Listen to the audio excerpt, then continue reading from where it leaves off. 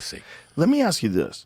What happened to you where you figured out how to be funny on stage? Because you were always okay on stage, but you would have some rough sets. And then there was one day, in the OR, you were telling stories backstage. You know, we'd have that little back parking lot area. You were telling stories and you went on stage just fucking guns blazing and you murdered harder than I'd ever seen you kill before. I was like, this is crazy. It's like a different person. Like, you were stiff on stage before. You're like, oh, you didn't like that joke? All right. And you go into another joke, and like you had a joke and a joke. And then one day, you went on stage just guns blazing. And it was not, I always tell everybody, it wasn't like, it was a slow, gradual, he got better. It was like you were here, and then boom. Bro, you get punched in the face one too many times. And after one punch, you go, that's it. I'm not doing this. And I just want to tell you something because I talked to Ari about this. I'm definitely going to do 10 minutes tonight to fuck around with you. I have a plan, Joe. If you know anything about me, you know I always got a plan. You got plans. I always got a plan. For me to do stand-up again, I don't want to travel. I'll come down here, do a residency down here for you, whatever the fuck you want, storyteller, whatever you want. I got no problem with that. I don't want to hang dates all over me. That gives me a lot of anxiety.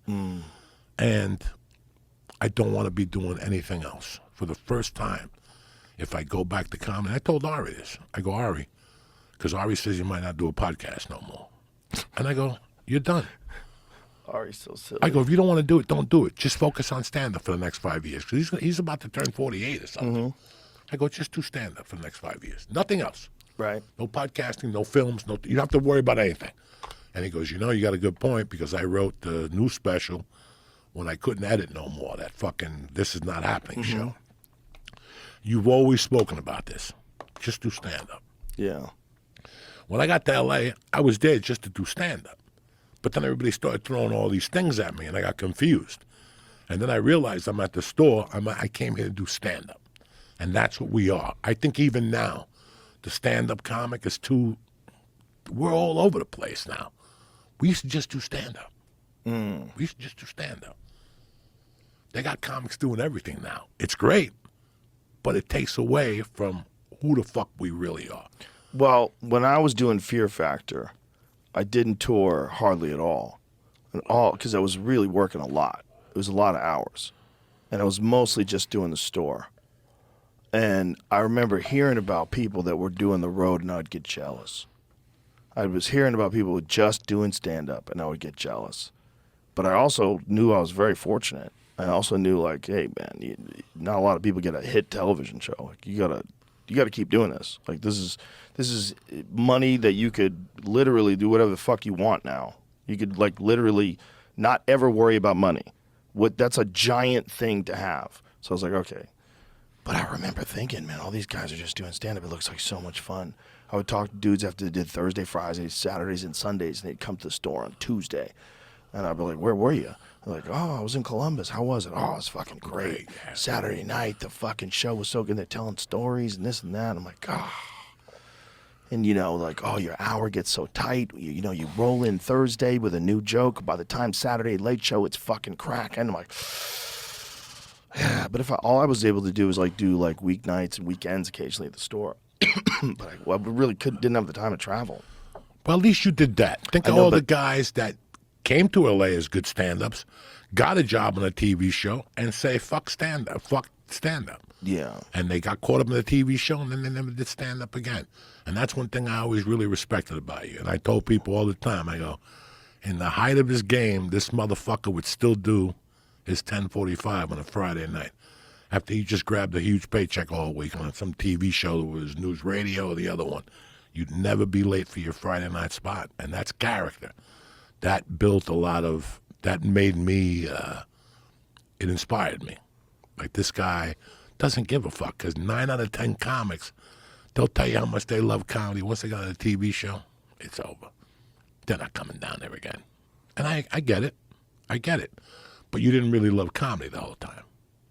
Do you know what I'm saying? Yeah.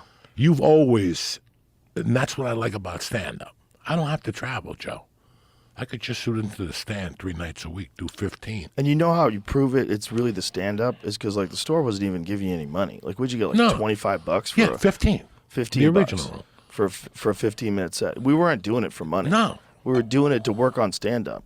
I enjoyed being broke. Yes. It was accepting. I was accepted at that Yes. time as being broke. You accept being broke for the fucking honor to come here on 4 Yeah. or 5 nights a week. Mm-hmm. That's what you switch. You give away that to take that. And think about it, for people watching this right now, how much does stand-up mean to you where you don't even care about money? I didn't care what happened to me at that time. I didn't care where I slept. When I would go on the road, we think I had fucking, who shows to an open mic on a Lamborghini? You know what I'm saying? Nobody, right? Nobody funny. No.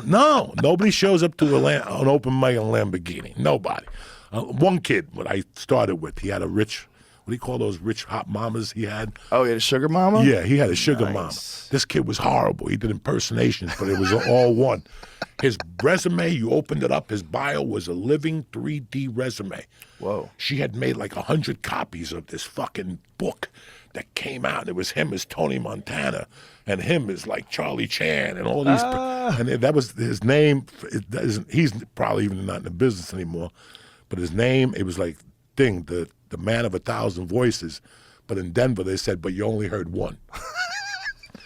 And I still remember him going down to the Comedy Works, one of the best clubs in the country at that time. This is 94. And him doing an open mic and me doing an open mic and me like doing okay. But he'd just go and bomb. And he would come off the stage. This is how crazy comedy is.